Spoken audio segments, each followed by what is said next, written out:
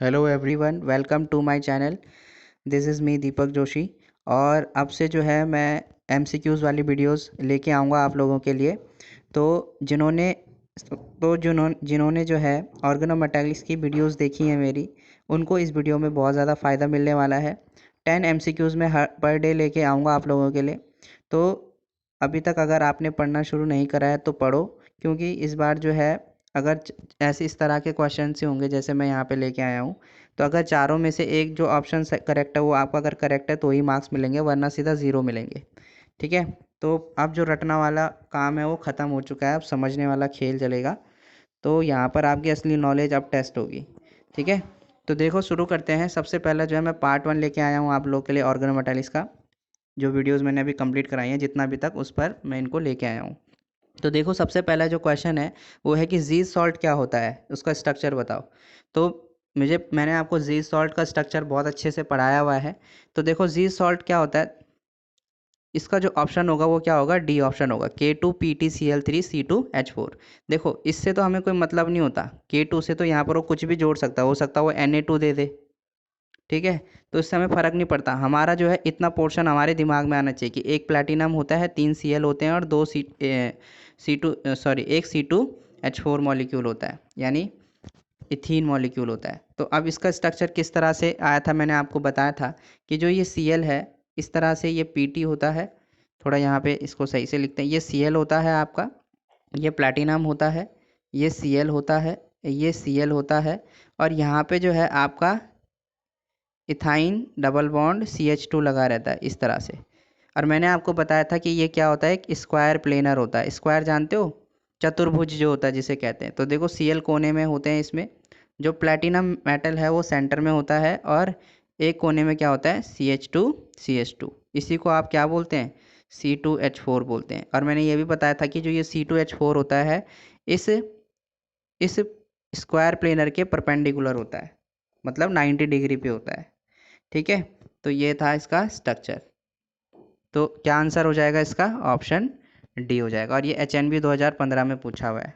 ठीक है, दोबारा रिपीट हो सकता है, इंपॉर्टेंट क्वेश्चन है। नेक्स्ट जो है वो है कि बताओ, first obtained transition metal organometallic compound. मतलब ये भी प्रीवियस ईयर में पूछा हुआ, ईयर एग्जैक्टली मुझे याद नहीं है। तो यहाँ पर ये बोल रहा है कि बताओ, इन चारों में से सबसे पहला ऑर्गेनिक मेटालिक कंपाउंड जो डिस्कवर किया गया था वो कौन सा है। तो देखो, यहाँ पर मैंने आपसे डिस्कस करा था वीडियो में। ठीक है। तो यहाँ पे थोड़ा एक चीज़ करेक्शन कर लेना। यहाँ पे ये K2 होगा, ये PtCl3 होगा। ठीक है, थोड़ा ऑप्शन लिखते हो मुझसे मिस्टेक हो गया। तो ये अगेन देखो, ये किसका स्ट्रक्चर है, ये जीज सॉल्ट का स्ट्रक्चर है। किसका स्ट्रक्चर है, जीज सॉल्ट। और मैंने पढ़ाया जीज सॉल्ट जो है सबसे पहला ऑर्गेनोमेटालिक कंपाउंड है। ठीक है, सबसे पहला ऑर्गेनिक मेटालिक कंपाउंड कौन सा है, जीज सॉल्ट। तो इसका ऑप्शन कौन सा हो जाएगा, ऑप्शन ए। ठीक है। नेक्स्ट पूछ रहा है आपसे क्वेश्चन 3 में कि बताओ, ये सारे प्रीवियस ईयर के क्वेश्चन है, रिपीट होंगे। ठीक है, पढ़ लो।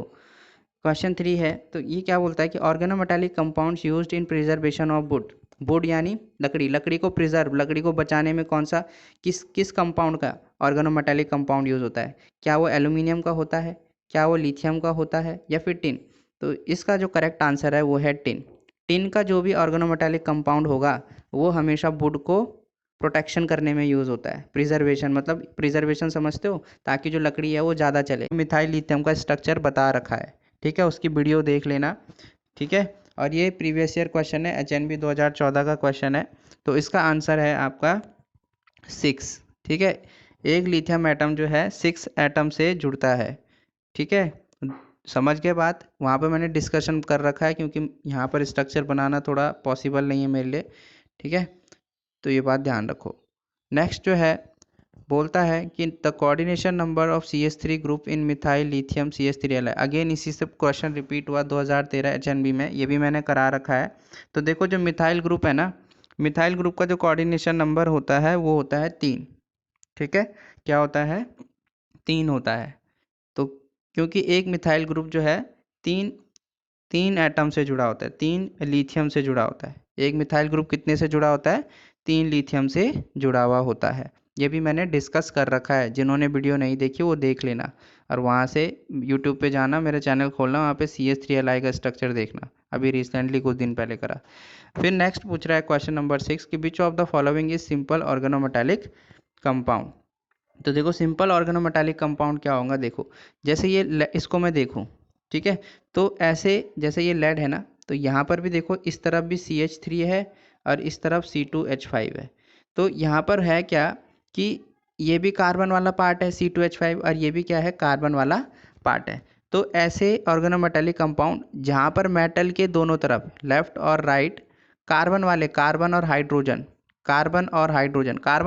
होंगे दोनों तरफ लगे हुए, उनको आप क्या बोलोगे, सिंपल ऑर्गेनोमेटालिक कंपाउंड। तो क्या ऑप्शन हो जाएगा इसका, ए ऑप्शन, क्योंकि इस तरफ भी कार्बन हाइड्रोजन है, इस तरफ भी कार्बन हाइड्रोजन है, ठीक है।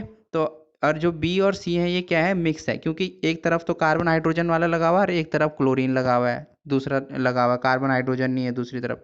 यहाँ पे एक तरफ कार्बन हाइड्रोजन वाला है Sb के अराउंड, एक तरफ क्या है OH, ऑक्सीजन हाइड्रोजन आ गया। सिंपली यहाँ पे ग्रिग्नार्ड रिएजेंट में मैग्नीशियम के इर्द गिर्द एक तरफ क्या है Br है, एक तरफ कार्बन हाइड्रोजन वाला है, तो ये क्या है बी और सी आपके क्या है, मिक्सड है, ठीक है। ये भी मैंने डिस्कस करा हुआ है। नेक्स्ट जो आता है क्वेश्चन वो आता है कि एक देखो क्वेश्चन ये इस तरह से आया कि एक रिएक्शन उन्होंने दी, ठीक है, और रिएक्शन में जो उसने पहला प्रोडक्ट बनता है वो तो उसने बता दिया कि ये ए है, और बी जो है उसने नहीं बताया। आपको बताना है कि बी जो प्रोडक्ट बनेगा इस रिएक्शन में वो कौन सा होगा। तो देखो जिन्होंने मेरी वीडियोस देखी हैं एरोमेटिक हेट्रोन्यूक्लियर एरोमेटिक हाइड्रोकार्बन्स, वहाँ पे मैंने आपसे फुरान डिस्कस किया था बहुत अच्छे डिटेल में कि कैसे रिएक्शन होती है। तो देखो यहाँ पे मैं बड़ा बड़ा बता देता हूँ, आप वीडियो में देख लेना। यहाँ पर ये फुरान का स्ट्रक्चर होता है, इसको नंबरिंग देते हैं 1 2 3 4 5। मैंने बोला था जो भी इलेक्ट्रोफिलिक सब्सटीट्यूशन रिएक्शन होती है वो सेकंड पोजीशन पर होती है या फिर 5 पोजीशन पे होती है। रीज़न इज़ दैट कि वहाँ पर इलेक्ट्रॉन डेंसिटी बहुत ज़्यादा होती है, ठीक है। तो होगा क्या, देखो यहाँ से ये Li+ इस तरह से टूटता, हमको यहाँ से Li+ मिलता है, क्या मिलता है, Li+। अब ये क्या है, फुरान 1 2 3 4 5, तो यहाँ पर क्या होगा, ये Li+ जो है सेकंड पोजीशन पे जाके जुड़ेगा, ठीक है। तो आपको जो यहाँ पे मिलेगा वो इस तरह से यहाँ पर जो है मिलेगा वो होगा Li। अब देखो ऐसा कौन सा ऑप्शन में है, ऐसा बी ऑप्शन में है, ठीक है। तो B option will be your answer, ठीक है। और ये C6H6 कैसे बना, यहाँ से एक हाइड्रोजन भी जो था यहाँ पे वो तो निकला होगा ना, और वो C6H5 के साथ जुड़ा होगा, C6H5 के साथ ये वाला हाइड्रोजन जो ये फुरान का हाइड्रोजन है वो निकला होगा, फिर जाके ये C6H6 बना है, ठीक है। तो कौन सा ऑप्शन हो गया, बी ऑप्शन। और ये HNB 2009 का क्वेश्चन है, रिपीट होने के चांसेस हैं, अच्छा क्वेश्चन है। अब जिसको ये नहीं पता होगा वो क्या फिर वहाँ पे गलत होने के चांसेस हैं, ठीक है। अब नेक्स्ट क्वेश्चन है कि फेरोसिन, ये भी प्रीवियस ईयर में आया हुआ क्वेश्चन है, डायरेक्ट क्वेश्चन है कि फेरोसिन का स्ट्रक्चर बताओ। तो देखो मैंने क्या बताया था कि फेरोसिन का स्ट्रक्चर क्या होता है, फॉर्मूला होता है FeC10H10। तो ऐसा ढूंढो जिसमें 10 कार्बन हो, 10 हाइड्रोजन हो और एक आयरन हो, तो ऐसा यही मिल रहा है। देखो C5H5 बाहर 2 है ना, तो मतलब इसको दोगुना मल्टीप्लाई करोगे तो C10H10 बनेगा। देखो उसने किस तरह से लिख रखा है, पहचानना है हमको। ये नहीं हो सकता तो ऑप्शन ए होगा इसका आंसर, ठीक है। ये क्यों नहीं होगा, क्योंकि यहाँ पे 3 टाइम्स है C5H5, मतलब 15 हाइड्रोजन 15 कार्बन आ जाएंगे। यहाँ पर 5 हाइड्रोजन 5 कार्बन, गलत हो गया, अगेन गलत गलत। फिर यहाँ पर क्या है, देखो 20 हाइड्रोजन आ जाएंगे और 20 कार्बन, ये भी गलत है। तो कौन सा ऑप्शन सही है हमारा, ए ऑप्शन। नेक्स्ट जो आता है वो आता है कि मोनोन्यूक्लियर, ये हमें बताना है कि जो दिए गए ऑप्शन है इनमें से मोनोन्यूक्लियर कार्बोनिल कौन सा नहीं है। अब जिन्होंने पढ़ा होगा डिटेल में, मैंने भी वीडियो बनाई है और ये भी प्रीवियस ईयर में आए हुए क्वेश्चन है। तो कौन सा नहीं है, देखो ध्यान से देखना। देखो मोनोन्यूक्लियर ना वो होता है जहाँ पर एक मेटल हो, जैसे देखो ए ऑप्शन में देखो एक ही मेटल है NiCO4, बी ऑप्शन में देखो एक ही मेटल है आयरन, ठीक है। तो ये तो क्या हो गए, मोनोन्यूक्लियर हो गए ए और बी। फिर अगेन यहाँ पे सी वाले में देखो तो यहाँ पे भी क्रोमियम है, एक ही मेटल है, फिर ये भी क्या हो गया, ये भी मोनोन्यूक्लियर हो गया। लेकिन डी ऑप्शन को देखो, यहाँ पे एक से ज़्यादा है, 3 आयरन है यहाँ पे, कितने आयरन है यहाँ पे, 3 आयरन। तो ये क्या हो गया, पॉलीन्यूक्लियर हो गया। ये क्या हो गया, ये पॉलीन्यूक्लियर, क्या हो गया, पॉलीन्यूक्लियर हो गया। तो ये भी मैंने करा रखा है अच्छे से, ये एग्जाम्पल इवन कराया था, क्योंकि एक से ज़्यादा मेटल है। ठीक है, तो ये वाला ये क्या हो जाएगा, यही आंसर होगा। ये क्या है, मोनोन्यूक्लियर नहीं है, क्या है ये, पॉलीन्यूक्लियर है। बाकी सी ए बी सी क्या है हमारे, मोनोन्यूक्लियर है। ठीक है, नेक्स्ट क्वेश्चन आता है भाई, बहुत इंपॉर्टेंट क्वेश्चन है इस तरह के। मैंने तुम्हें बहुत, जब मैंने इफेक्टिव एटॉमिक नंबर पढ़ाया था मैंने पहले बोला था कर लेना। ठीक है, तो देखो यहाँ पे ये NiCO4 का इफेक्टिव एटॉमिक नंबर पूछ रहा है, और ये HNB 2014 का क्वेश्चन है। ठीक है, दो रिसेंट कई मान के चलो। ठीक है, तो यहाँ पर इसका जो है इफेक्टिव एटॉमिक नंबर आपको कैसे कैलकुलेट करना है, देखो सबसे पहले जब मैं NiCO4 को लिखता हूँ, ठीक है, ये है, मैंने क्या बताया था कि इफेक्टिव एटॉमिक नंबर के लिए हमको क्या चाहिए कि निकल, देखो निकल मेटल है ना, मेटल का इलेक्ट्रॉन कितने इलेक्ट्रॉन देगा, ये देखो मेटल कितने इलेक्ट्रॉन, निकल का एटॉमिक नंबर कितना होता है, 28 होता है। कितना होता है जी, निकल का कितना होता है, निकल का कितना होता है 28। और यहाँ पे CO है, कार्बोनिल, एक कार्बोनिल है ना, और यहाँ पे कितने कार्बोनिल है, ऐसे 4 कार्बोनिल है। तो 4 कार्बोनिल कितने देंगे, जब एक कार्बोनिल 2 देता है तो 4 कार्बोनिल कितने देंगे, 4 CO कितने देंगे आपको, 4 × 2 कितना बन गया जी, ये 8। अब इन दोनों को ऐड करो, इफेक्टिव एटॉमिक नंबर के लिए इन दोनों को ऐड करो, इफेक्टिव एटॉमिक नंबर EAN, तो 8 और 28 कितना बनता है जी, 36। 36 कौन सी आइडियल कौन सी इनर्ट गैस का कॉन्फ़िगरेशन होता है, क्रिप्टॉन का होता है, Kr। तो 36 will be the effective atomic number of this compound.